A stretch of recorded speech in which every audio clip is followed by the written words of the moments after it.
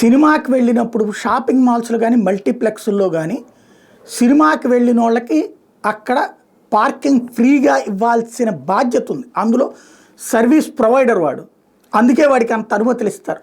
కానీ దర్జాగా వసూలు చేస్తూనే ఉంటాడు. రూల్ ప్రకారం అయితే పార్కింగ్ ఫ్రీ ఇవ్వాలి, కానీ అవుట్సోర్సింగ్ ఇచ్చేసి వాడెవడో చేసుకుంటున్నాడనే నాటకాలు ఆడతారు.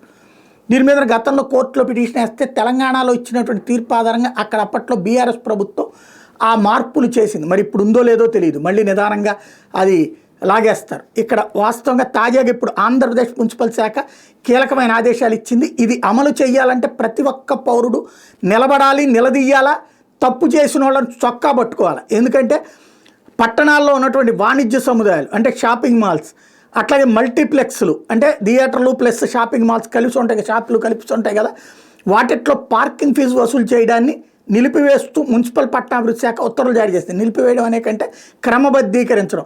దీంట్లో పార్కింగ్ స్థలాలు ఇతర దుర్వినియోగం చేయకుండా చూడాలి తప్పించి వచ్చిన వాళ్ళకి పార్కింగ్ ఫెసిలిటీ ఏర్పాటు చేయడం ఆయా వ్యాపార వ్యవస్థల యొక్క బాధ్యత. దీనికి పెట్టినటువంటి రూల్ ఏంటంటే సోమవారం ఇచ్చినటువంటి లెక్క ప్రకారం వాణిజ్య సముదాయాల్లో మల్టీప్లెక్స్ల్లో ఏదైనా వస్తువులు కొన్నట్టు బిల్లు చూపిస్తే 30 నిమిషాల నుంచి గంటలోపు పార్కింగ్ ఫీజు వసూలు చేయకూడదు. అంటే మనం వెళ్ళి షాపుల్లో అక్కడ కూర్చుని ఏదైనా కొనుక్కుంటే కనుక అప్పుడు మన దగ్గర ఆ బిల్లు చూపెడితే మన దగ్గర ఫీజు వసూలు చేయకూడదు. అయితే ఈ కొన్న తర్వాత తినటానికి కూర్చున్నామా అప్పుడు పోతుందన్నమాట. మనం కొన్న తర్వాత అక్కడ ఏదో ఒకటి తినడానికి కూర్చున్నాం, హోటల్ రెస్టారెంట్ అట్టా కూర్చుంటే వర్తించదు. ఇక్కడ షాపులు కొనుక్కుంటే కనుక వర్తిస్తుంది.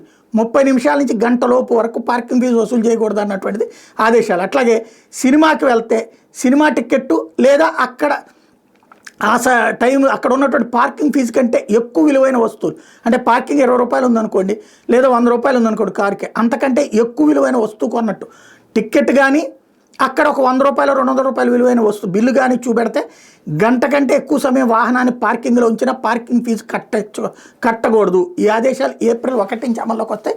ఏప్రిల్ 1 తర్వాత షాపింగ్ మాల్కి వెళ్ళిన వాళ్ళు అలాగే ఈ దీంట్లో మల్టీప్లెక్స్కి వెళ్ళినటువంటి వాళ్ళు ఖచ్చితంగా గుర్తుపెట్టుకొని సినిమాకి వెళ్తే టికెట్ చూపెట్టండి, దర్జాగా బయటకు వచ్చేయండి. అడిగితే ఈ పేపర్ క్లిప్పింగ్స్ ఇవన్నీ పట్టుకెళ్ళి చూపించండి. ఆ జీవో కాపీలు అవసరమైతే దగ్గర పెట్టుకోండి. అదే సమయంలో షాపింగ్ మాల్ దగ్గరైనా సేమ్ అక్కడ కొనుక్కుని కిందకు వస్తే కనుక అది చూపిస్తే ఖచ్చితంగా అలౌ చేసి తీరాలి. ఇది రూల్స్.